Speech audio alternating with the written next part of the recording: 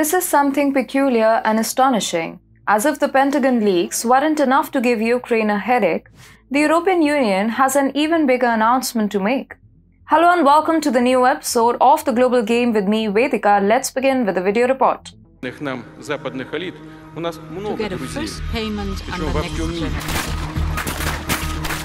Hello and welcome to TFIGlobal, the foreign affairs and geopolitical. In the current century, there have been three major public disclosures of US intelligence, each revealing critical information. The first, initiated by Chelsea Manning's WikiLeaks series, exposed the chaos underlying the wars in Iraq and Afghanistan. Edward Snowden's vast store of information uncovered the US government's illicit surveillance campaign against its own people. Recently, another trove of classified material has surfaced, which is the most politically damaging of the three, not for the US, but for its ally, Ukraine. According to leaked Pentagon reports, Ukraine is on the brink of a severe air defense crisis. The majority of the nation's anti-aircraft missiles will soon be destroyed, with a deadline set for the first week of May. It is no secret that Ukraine has long implored the West for additional air defense systems to counter the prospect of Russian air superiority. An alleged Pentagon presentation from February 28 claims that Ukraine is using up its supply of 200 S-300 missiles and 69 Buk missiles each month at an alarming rate. If this rate of fire continues, the nation will run out of Buk ammunition by the end of the week and its supply of S-300 weapons by May 3rd.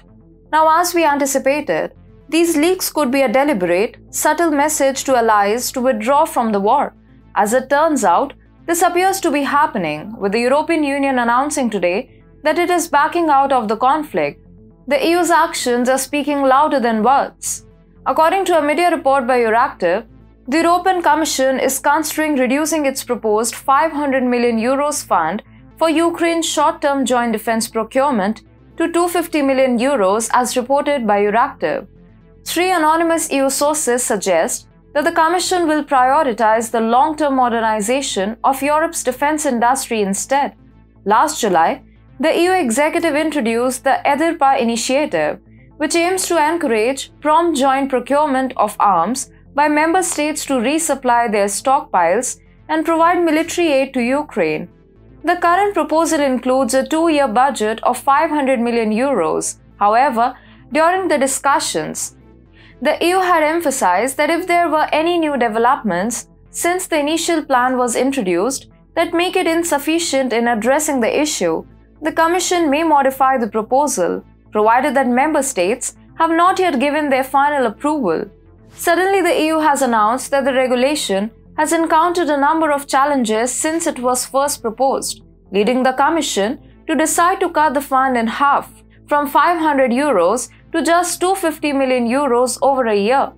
Delays in negotiations and the introduction of fresh concepts to address critical supply requirements are a couple of examples that the Commission has stressed. Several EU officials have stated that the program's primary goal, which was the urgent replenishment of stocks and the supply of weapons to Kiev, will not be achieved. The program was initially proposed to address Ukraine's urgent defense needs. Moreover, despite the plan's stalemate over legal definitions, EU nations agreed to send and jointly procure €4 billion worth of ammunition last month, meeting the urgent needs that EDIRPA could have addressed. However, Kiev's needs remain urgent, but they are currently focused mainly on ammunition rounds. Representatives from the defense industry claim that the member states' preparation of joint procurement projects is also about to be hampered. Although the EU has officially announced its decision, there are instances where member states of Europe seem to be passing the buck for the sudden stoppage.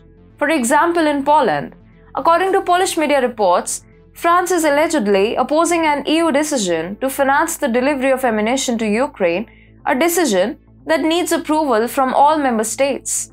At the EU summit in March, it was decided to fund the European Union's delivery of ammunition to Ukraine. The project is currently hanging in limbo as the political agreement reached at the summit has not yet been formalized into a binding agreement. The recent news of Ukraine's potential vulnerability due to the lack of support from its NATO allies, particularly the EU, has come as a shock to many. Since the start of the war, Ukraine has been relying on these alliances to protect itself against Russian aggression. The EU and its member states have provided direct support to Ukraine worth 50 billion euros, including approximately 12 billion euros in military aid. This aid comprised 3.6 billion euros in EU funds under the European Peace Facility and bilateral support from member states. But promises made by the EU, including accession to the EU and the provision of more military equipment, are now in a dubious state, leaving Ukraine's defeat chances rising. Russia has already captured key eastern Ukrainian cities, with the Bakhmut being the latest casualty. Intelligence leaks suggest that more cities may fall in the coming summer months. This situation is further compounded by the upcoming shortage of ammunition, which severely compromises Ukraine's air defense capabilities and increasing the danger they face. The Ukrainian President Zelensky finds himself in an almost hopeless situation with no apparent way out, which not only worries the people of Ukraine but also the rest of the world about the nation's future. How Zelensky will resolve this situation remains a mystery. However, one thing is certain: once NATO officially withdraws from the conflict, Russian entry into Kiev would have the same devastating impact as the Taliban's entry into Kabul.